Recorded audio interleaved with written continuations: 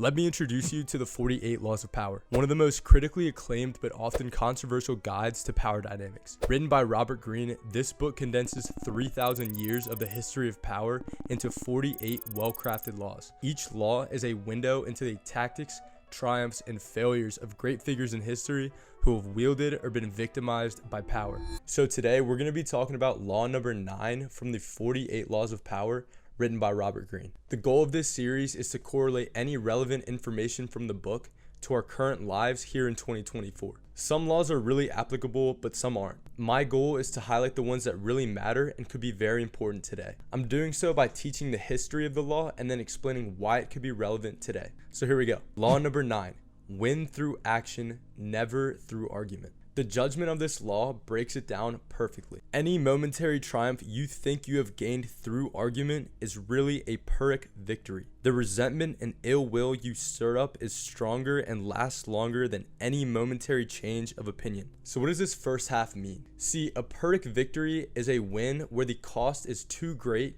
to have been worth it for the victor. I want you to think back to a bad argument that you had with someone you cared about. What do you remember now? Is it the validation you get of momentarily changing their opinion? Or is it the negative emotions and hurt feelings that came out of the conversation? Really think about that.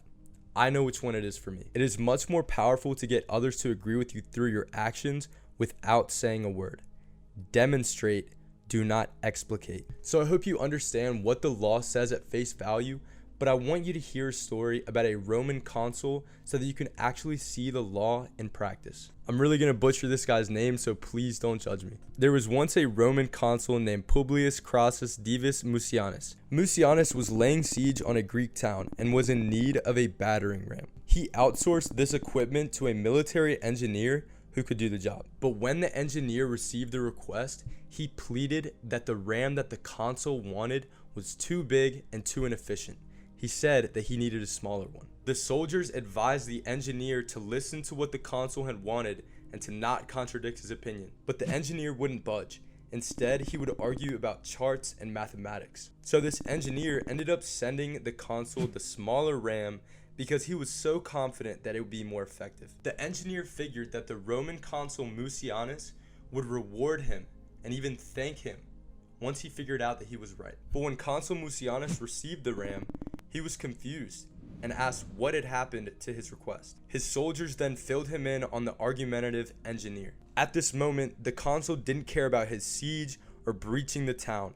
He was so infuriated that he demanded that the engineer be brought to him immediately. When the engineer arrived, he gladly explained his actions. The engineer went on and on about the same things that he told the soldiers, but ultimately told the consul that it was wise to listen to the experts on these matters and they wouldn't regret using the ram he had chosen. Consul Mucianus listened patiently and let him finish his case, then had him stripped naked and flogged until he died. So this is wild because the engineer was right, but it was his inability to understand this law that got him killed. Both the engineer and the consul believed that they were the ones that were right. The problem here is that one is just an engineer and the other is a high-ranking military officer in the Roman Empire. The engineer just has to know his place here. And that's a good transition into the present. Are you going to win by arguing with your teacher even if you're right? No.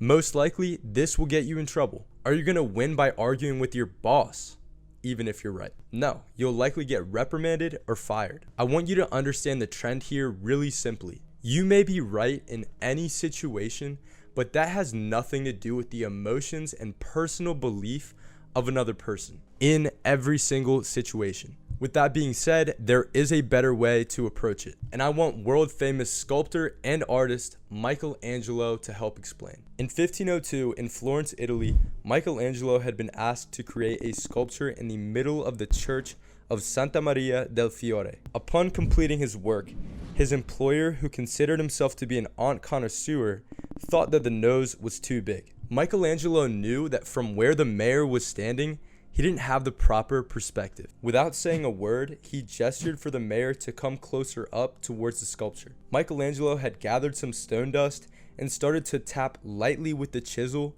making it appear that he was making the improvement. But the thing was, Michelangelo was not doing a single thing to improve the sculpture like the mayor wanted. After a few minutes of this, he stepped aside and said, "Look at it now." Take a guess what the mayor said. "I like it better," the mayor replied. "You've made it come alive." This story is crazy, but it really helps deliver the point. Michelangelo would have been in the right if he looked down at the mayor and said, "No, it's right."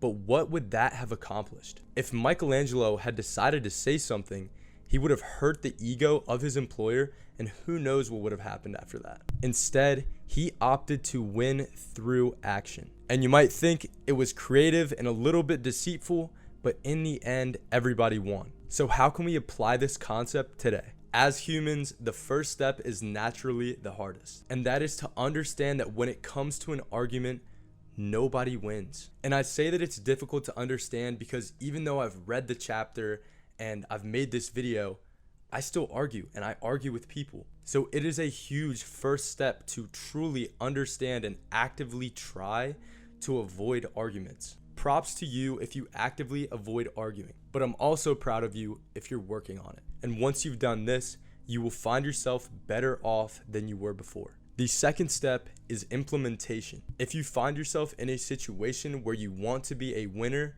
then act and don't argue. And this could be risky and won't work all the time, but that's okay. If you are truly right in the situation that you are in and you try to take action instead of arguing, you will always win. Regardless of the outcome, attempting to take action is 10 times better than what happens when you argue, because that is a lose-lose situation. On a relevance scale for 2024, I want to give this a 4.5 out of 5. I feel like most people nowadays like to disagree with each other on different things, and with the help of social media, it's never been easier to get in a scuffle or an argument with someone else. And I think that this law gives you a lot of the tools to prepare for toxicity in many places in the world. So that's why I believe that it's very valuable and it's very relevant. Please use this information in a positive way, or use it to defend yourself against someone who's trying to be negative. I've made previous videos on this book if you'd like to check them out right here. I've worked to improve the quality of this video as well as future videos. I hope you enjoyed. Thank you for watching.